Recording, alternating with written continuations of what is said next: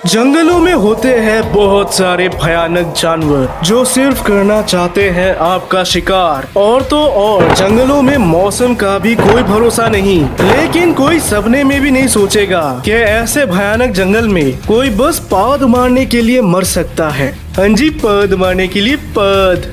सेरा Nevada जगह का वातावरण बहुत ही सुंदर है। वहाँ का एनवायरनमेंट बेस्ट स्पॉट होता है हाइकिंग या फिर ट्रैकिंग के लिए। हर साल हाइकिंग के लिए यहाँ पर बहुत लोग जाते हैं और उन्हीं में से एक दिन जाते हैं दो लड़के। इन लड़कों के पीठ में बैकपैक रेडी है। ये दोनों दोस्त बहुत टाइम से हाइकिंग को लेकर प्लान कर रहे थे, लेकिन हर बार उनका ये ट्रिप कैंसिल होता रहा। लेकिन अब फाइनली वो यहाँ पर आ चुके हैं। यहाँ पर आने से पहले उन्होंने सर्वाइवल की सारी बुक्स पढ़ ली ताकि वो जंगल में सेफ रहे। काले बालों वाला लड़का जिसका नाम है जेक, उसे प्लांट से बहुत डर लगता है क्योंकि पता नहीं कौन सा प्लांट जहरीला निकले। इसीलिए जैक ने अपने बैग में बहुत सारा खाना रखा है, पर उसे डर है कि उसका भुक्कड़ दोस्त कहीं ये सब कुछ खा ना ले। ये लोग बहुत टाइम तक जंगल को एक्सप्लोर करते हैं, जहाँ पर ये देखते हैं ब्यूटीफुल झरना, बिग हॉर्न और तो और ईगल को भी। जंगल की खूबसूरती में ये दोनों इतना खो गए कि सुबह से रात हो गई और इन्हें कोई खबर ही नहीं। रात होते ही इन दोनों ने टॉर्च जला दी, लेकिन फिर भी ये ज्यादा दूर तक नहीं देख सकते क्योंकि जंगल एकदम घना और अंधेरे में लिपटा है। इसीलिए इन दोनों ने उसी सेम स्पॉट पर टेंट लगा दिया। साथ में ये कर रहे हैं बॉनफायर। जैक अपने बैग से पैकेज बीन्स निकालता है जिसे वो आग में रोस्ट करता है। वो अपने दोस्त ऑस्टिन को भी ये ऑफर करता है, लेकिन ऑस्टिन मना कर देता है क्योंकि उसे मिला है एक ऐसा प्लांट जहाँ पर है बहुत सारे छोटे छोटे बेरीज। ये जो प्लांट है ये मंजनीता का ही एक स्पीशी है और तो और इसका टेस्ट बिल्कुल एप्पल की तरह होता है। जैक कंफ्यूज हो जाता है क्योंकि जिस बेरीज की बात ऑस्टिन कर रहा है वो यूजुअली डार्क रेड होते हैं, लेकिन ये तो ब्राउन है।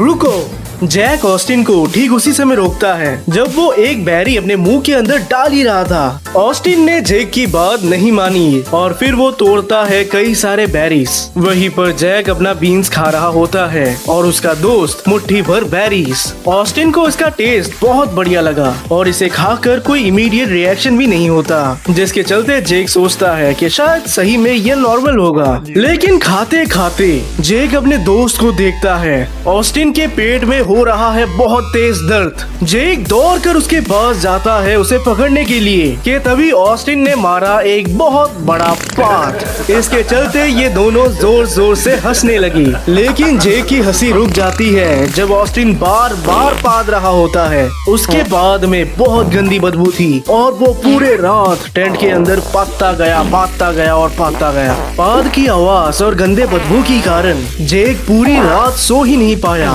वो इसी इंतजार में है कि कब ये थुरथुरिया पादम बंद होगा, लेकिन बंद नहीं होता।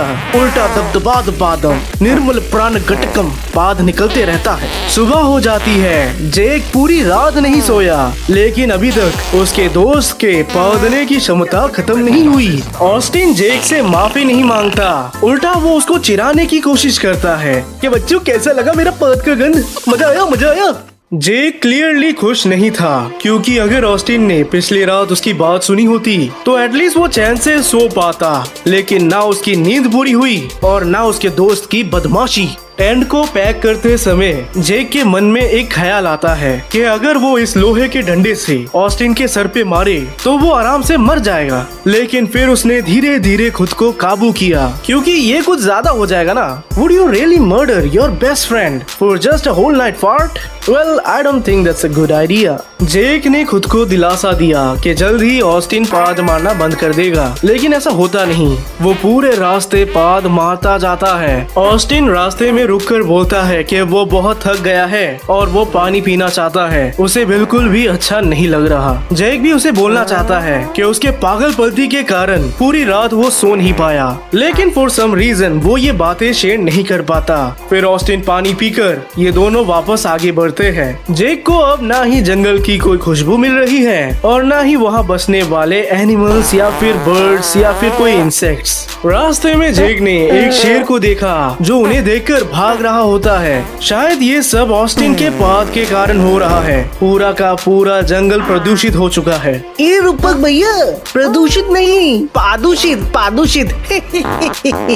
ये दोनों 5 दिन की ट्रिप प्लान करके आए थे, लेकिन अभी जेक का थोड़ा भी मूड नहीं कि वो इसे कंटिन्यू करे। उससे बर्दाश्त ही नहीं हो रही वो गंदी पाद की स्मेल और तो और उनकी आवाजें। पूरे रास्ते ऑस्टिन कई सारे जोक्स मारता है जेक को हंसाने के लिए, लेकिन जेक इतना फ्रस्ट्रेटेड हो चुका है कि उसे उसके दोस्त के फनी जोक्स भी बेकार लग रहे हैं। जेक को धीरे धीरे आ रहा है चक्कर, उसका बॉडी हो रहा है कमजोर, लेकिन उसके पास और कोई ऑप्शन नहीं। उसी रात को टेंट लगाते लगाते जेक सोच रहा होता है कि कैसा हो अगर वो अपने दोस्त को यही छोड़कर भाग जाए। कम से कम वो थोड़ा दूर जाकर चैन की सांस तो ले पाएगा। वो इसी फैसले पर आने की कोशिश करता है कि क्या वो अपने दोस्त को वहाँ छोड़े या ना छोड़े, कि तभी उसे कुछ चबाने की आवाज आती है। क्या बाहर कोई जानवर है? वेल, बाहर कोई जानवर तो नहीं हो सकता क्योंकि ऑस्टिन ने पूरा जगह प्रदूषित कर दिया। जेक उसके टेंट में झांक कर पाता है कि ऑस्टिन बहुत सारा बेरीज खा रहा है, वही बेरीज जिसके चलते वो इतने टाइम से पादे जा रहा है। जेक को आता है बहुत ज्यादा गुस्सा क्योंकि वो ऐसा कैसे कर सकता है। क्या उसे दिखता नहीं कि जेक को कितनी प्रॉब्लम हो रही है, फिर भी वो और बेरीज खा रहा है। ऑस्टिन बोलता है कि इन बेरीज से ऐसा नहीं हो रहा है क्योंकि बेरीज खाने से आप थोड़ी ना पाद मारोगे। ये सुनकर जेक का दिमाग फटने लगा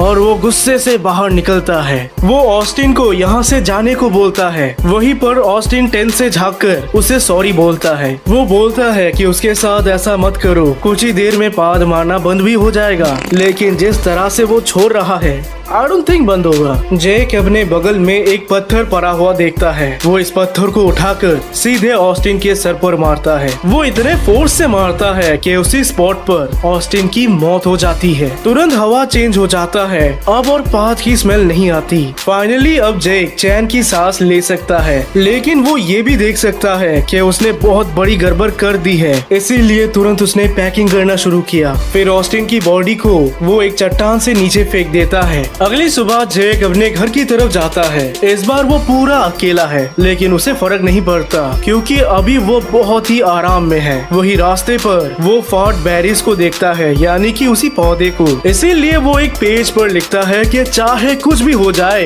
इन बेरीज को भूल कर भी मत खाना। फिर इस वार्निंग को वो पौधे में लगा कर चला जाता है। कई दिनों बाद पुलिस को ऑस्टिन की बॉडी मिली। उन्हें लगा कि शायद ऊंचाई से गिरने के चलते इस बच्चे की मौत हो गई। इन दो बेचारों ने जिस प्लांट को पाया वो दरअसल में कोई बेरी नहीं है, बल्कि वो है SCP-4032। SCP-4032 में भरे पड़े रहते हैं ये बेरीज, और अगर आपने एक भी बेरी खाया तो आप पूरा दिन पाते फिरोगे, और तो और आपको और बेरीज खाने का भी मन करेगा। नेशन को 2 अप्रैल 2018 को पहली बार SCP-4032 मिला जब एंथोनी नाम का एक बंदा जंगल में कर रहा था हाइकिंग। तब उसे दिखा ये प्लांट। उसे लगा क्यों ना मजे से खाया जाए बेरीज को। फिर उसने बेरीज खाया, जिसके चलते उसके पेट में हुई गड़बड़ और वो पादने लगा। इसके चलते उसने अथॉरिटी को इन्फॉर्म किया क्योंकि उसे डर था कि शायद उसे कोई पॉइजनस फ्रूट खा लिया है। उसे फाउंडेशन के एजेंट्स उठाकर ले जाते हैं और वो पाते हैं कि फाउंडेशन के अंदर ये बंदा पादे ही जा रहा है। फाउंडेशन ने एंथोनी पर कई सारे टेस्ट किए, जिसमें उन्हें पता चला कि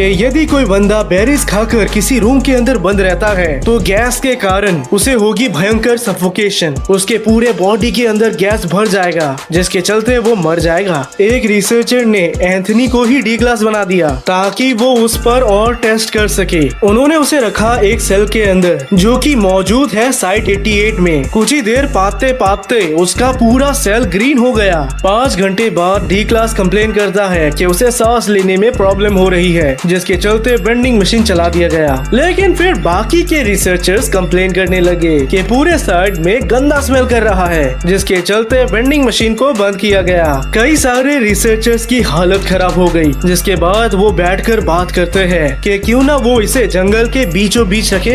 वो ठीक ऐसा ही करते हैं, डी क्लास को जंगल के बीचों बीच रख देते हैं, साथ में एक बेड देकर। रिसर्चर्स ने नोटिस किया कि जिस एरिया में डी क्लास मौजूद है वहाँ पर भयंकर एयर पोल्यूशन फैल रहा है, और वो भी सिर्फ और सिर्फ उसके पाद की वजह से। ये गैस इतनी तेजी से फैला कि ये दोबारा साइट 88 में आ ही जाता है, जिसके चलते फाउंडेशन उसे एक रूम में बंद करके रखते हैं। लेकिन 2 दिन बाद उसकी मौत हो जाती है, वो भी सफोकेशन के कारण। डी क्लास के मरते ही तुरंत पूरा का पूरा फाउंडेशन दोबारा से महकने लगा। उस रिसर्चर को भी निकाल दिया गया क्योंकि उसने एंथनी एक नॉर्मल बंदे को डी क्लास बना दिया और उसके लापरवाही के कारण एंथनी मर भी चुका है। रिसर्चर्स ने मछलियों को ये बेरीज खिलाया और वो भी पाते रहे, जिसके चलते उन सब में हलचल मच गई। इसके बाद वो मुर्गी के बच्चों को बेरीज देते हैं, लेकिन वो खाते नहीं, जिसके चलते वो इसे काट कर उनके खाने में मिला देते हैं। कुछ ही देर में सारे के सारे चूजे पौधने लगे और थोड़ी देर बाद वो सब मर भी गए।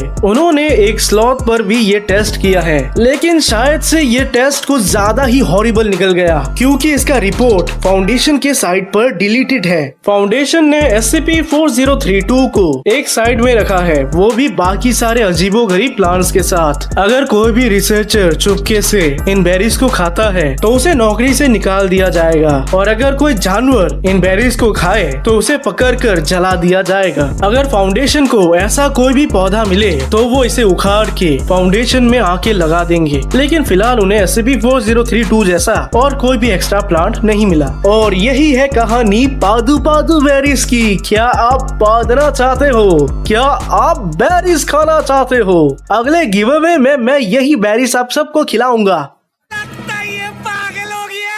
तो कैसी लगी ये कहानी? अगर आपको पसंद आया तो सब्सक्राइब करके जरूर जाना। उम्मीद करते हैं आप सब्सक्राइब जरूर करोगे। एंड यहाँ पर एक छोटा सा अपडेट, मैं आजकल अपने पुराने चैनल रूप द नूब पे वापस एक्टिव हो चुका हूँ। वहां पर मैं अपलोड कर रहा हूँ स्कीबीडी टॉयलेट्स की कहानियां। तो अगर आपको पसंद है तो जरूर से चेकआउट कीजिए।